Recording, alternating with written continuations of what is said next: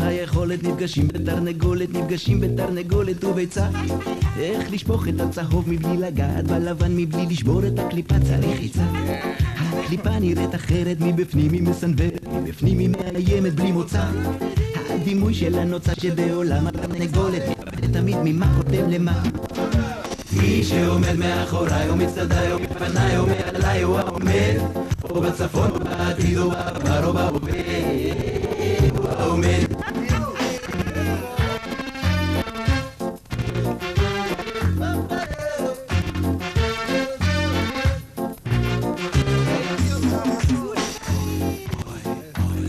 המקור והקרבולת נפרדים ללא יכולת, נפרדים ללא שיבולת של ביטוי.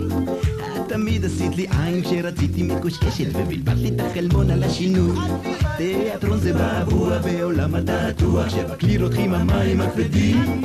השריקה של הרותח, הציוד של הבורח, לא יכול היה לפגוע בלי מילים.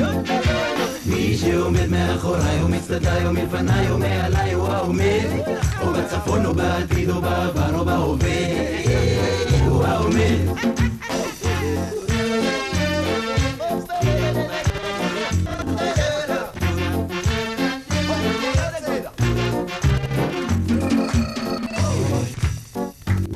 בלי הצל ובלי השמש, בלי העץ והתנשמת, לא יכול היה לתקוע הבלבול.